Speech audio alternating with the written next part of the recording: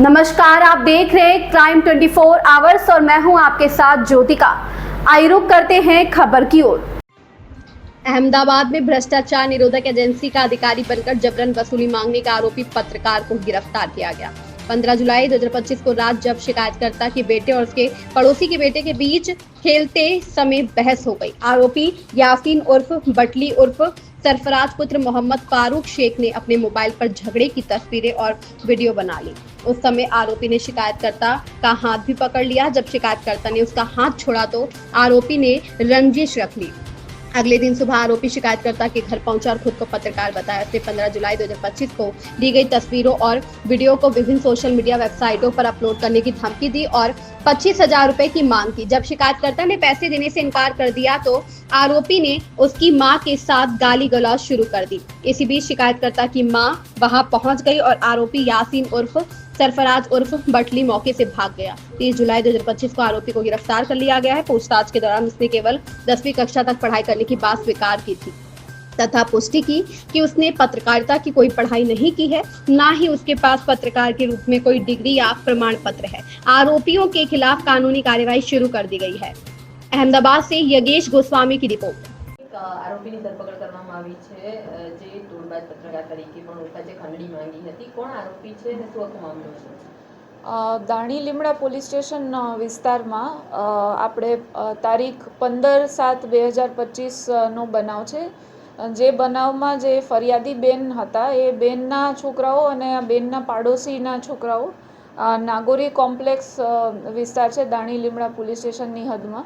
ત્યાં આગળ એક છોકરાઓ વચ્ચે ઝઘડો થયો હતો અને ઝઘડા દરમિયાન આ જે બેન ઝઘડાના સ્થળ ઉપર હાજર હતા અને આ જે સરફરાઝ શેખ નામક જે વ્યક્તિ છે જેઓએ ત્યાં પહોંચી અને આ છોકરાઓ વચ્ચે જે બોલાચાલી ઝઘડો થયો હતો ત્યાંના ફોટોઝ અને વિડીયોઝ ઉતારવાનું શરૂ કર્યું હતું. તે દરમિયાન આ બેન ત્યાં જગ્યા પર હાજર હતા અને આ ભાઈ જ્યારે ફોટો વિડીયોઝ ઉતારતા હતા એ વચ્ચે આ બેનનો હાથ પકડેલો હતો. જે બનાવમાં ત્યારબાદ આ બેનનો હાથ પકડ્યો એ બનાવ દરમિયાન જે આ પત્રકાર તરીકે પોતાની ઓળખ આપી અને ફોટોઝ વિડીયોઝ લીધેલા હતા.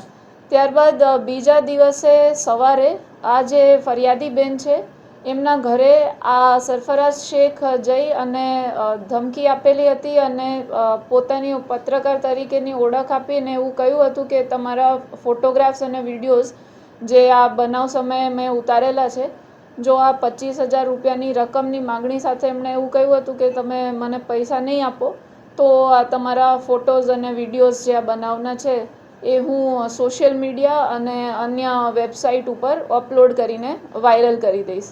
આ પ્રકારની ધમકી જ્યારે આપી અને સાથે એમણે ગાળાગાળી પણ કરેલી હતી બનાવ સમયે અને પછી આ ફરિયાદી બેનના ત્યાં મધર આવી જતા એ ત્યાંથી ભાગી ગયા હતા. જે અનુસંધાને આ બાબતે બેને પોલીસ સ્ટેશન ખાતે ફરિયાદ નોંધાવી છે. મહિલા પોલીસ સ્ટેશન પૂર્વમાં BNSની કલમ 308(3), કલમ 74 અને કલમ 296B અંતર્ગત ગુનો દાખલ કરેલો છે અને તારીખ 30/7/2025ના રોજ આ આરોપીની અટક કરવામાં આવી છે. અને આરોપી પાસે 2 થી 3 આઈડેન્ટિફિકેશન કાર્ડ્સ છે. એ આઈડેન્ટિફિકેશન કાર્ડ્સ ઉપર જે સરકારી સંસ્થાઓ જેવા નામવાળી સંસ્થાનો ઉલ્લેખ કરેલ છે અને અલગ અલગ વિગતો દર્શાવી છે. જે વેરિફિકેશન હાલમાં તપાસના કામે આ બધા એના આઈડેન્ટિફિકેશન કાર્ડ્સ કબજે લીધેલા છે અને આ જે આઈડી કાર્ડ્સ છે એનું વેરિફિકેશન હાલમાં ચાલુ છે. શું એજ્યુકેશન છે, શું કરતો હતો અને અગાઉ એને શું કંઈ એવાનું મળી આવ્યું છે કે એને કંઈ માગી છે? આ આરોપી છે એનું પૂછપરછ દરમિયાન જાણવા મળ્યું છે કે એને કોઈ પત્રકાર તરીકે કે કોઈ જર્નલિઝમનો કોર્સ તો કર્યો જ નથી, પણ એમનું એજ્યુકેશન ફક્ત 10 ધોરણ સુધી છે.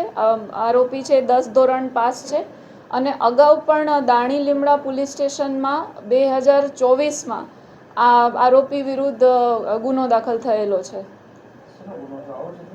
આ જે દાણીલીમડા પોલીસ સ્ટેશન વિસ્તારમાં એમનો જે ઝઘડા બાબતે ગુનો દાખલ થયેલો છે.